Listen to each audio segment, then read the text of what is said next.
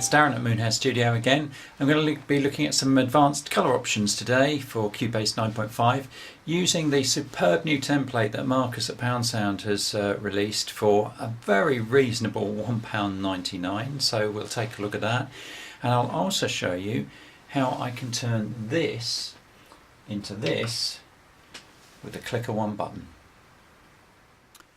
Okay, so here we are on the Poundsound website. This is what we're after. You can get to that up here. We're going to the templates section, and here's our color palette. As I say, very, very modestly priced indeed, and you know, this looks really superb. And it'll save you a lot of donkey work yourself. You know, you could program this in yourself, but you know, it's worth supporting a lot of the channels on YouTube, because you know, Marcus does post a lot of useful videos. So we put this into our shopping basket and pay for it. I'm not going to tell you how to do that. I've already done that and downloaded the file. It comes through on an email, and then you can just sort of download the zip file, and here we go. So let's open it up and see what we've got inside.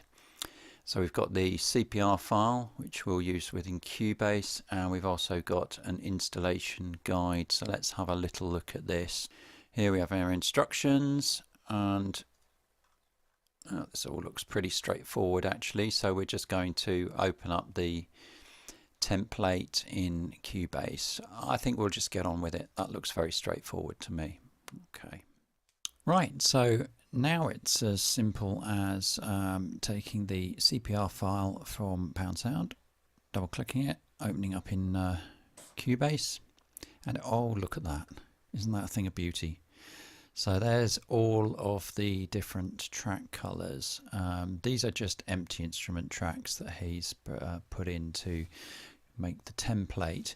And what you need to do now is go up to your select color option here. Now that may not actually be on your menu bar up there. So if it isn't, then right click on an empty space on the menu and make sure that this is ticked, color menu there. Now when you drop that down, you'll see all of your lovely colours listed there, and you need to go to the bottom and scroll all the way down. This will take you a few moments, and then click on the project colours box. Now if, like me, you were going to name your colours so that it was obvious what you were doing when you're clicking around, you can do it here by just left clicking on there and retyping whatever instrument it is that you want that colour to represent. So in my case, I know that's going to be bass, because that's what I use already, but I'm not going to do that for now. We'll just leave the colours as they are, because what you need to do is save this as your default setting. So you'll click on the options, go down to save current set as program defaults, click on that, click OK, and now what will happen is that when you open up a new project, you're going to get this default set of colors. Now, one thing to remember, if you've got an existing project set up, it won't necessarily load in that new palette. It will load it in as a default on any new projects you start from now, but you needn't worry because you can still load it in. This one, for instance, has just got the default colors there.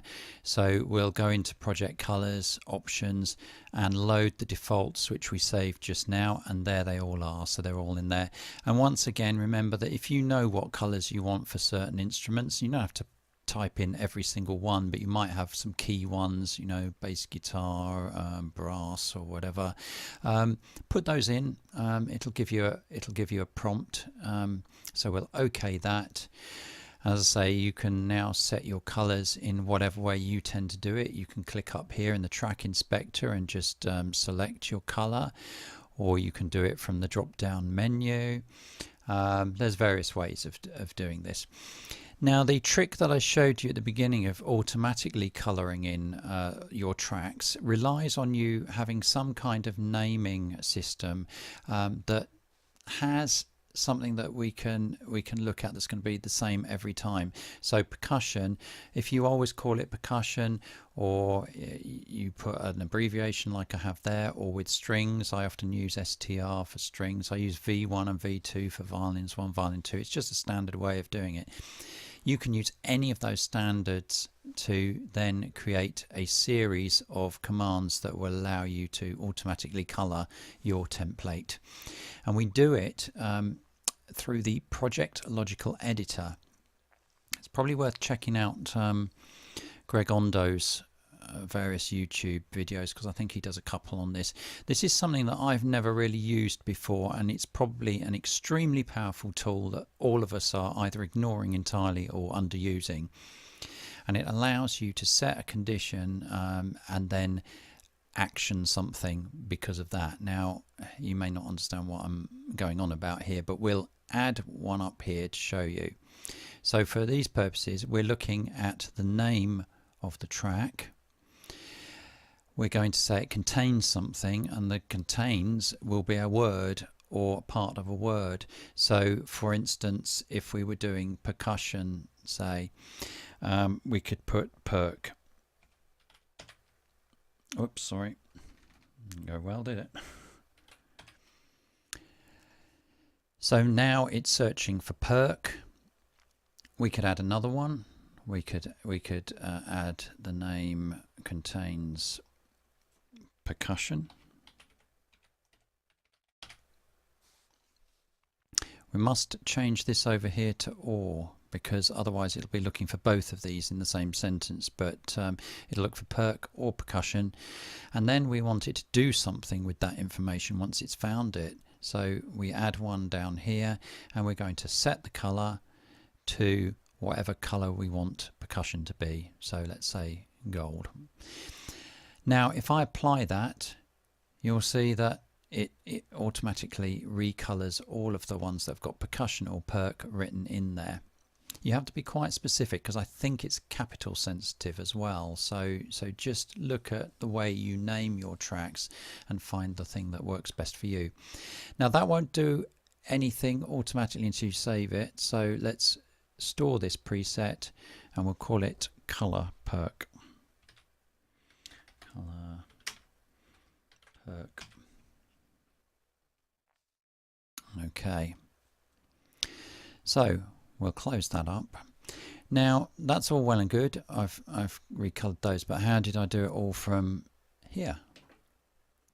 Well, this is how we set a macro, and I covered this in a previous video. You go into key commands, show macros, and then you can create macros that can do any of these commands that are in this menu. There's literally hundreds of them in here, and the Process Project Logical Editor is one of them.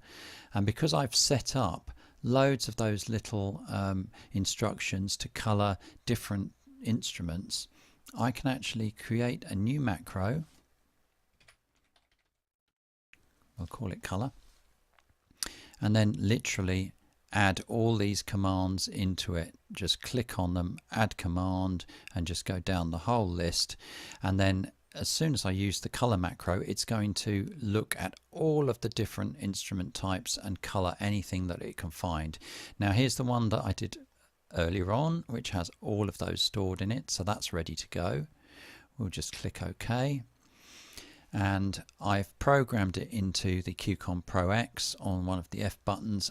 Virtually any Mackie controller that you can put an F button in will do this as well, but in Cubase, covered this in a previous video, we go into the studio setup, Mackie control, and we can program anything we want into those function buttons.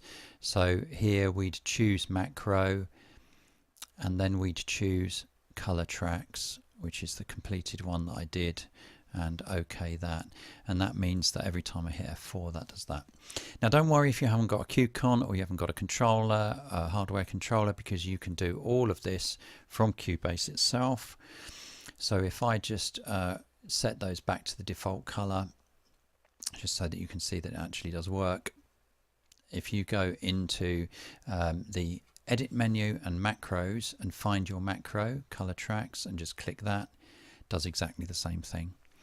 So it's a slightly more automatic way of doing things if you want to go into actually programming it in advance, and it means that every time I put a track in there that's labeled correctly, then all I have to do is hit my button and it colors it automatically. I don't have to bother about going up here and trying to remember which color it is, or even really, strictly speaking, naming them all. But a good way to use that excellent palette that's been provided. And if you want to watch any more of these videos, then the usual like, subscribe if you want to, you don't have to. But I will be back with some more information. If you've got any questions, obviously post them underneath. I'll try my best to answer them. But yeah, until the next one, check out the links below, and I'll see you again.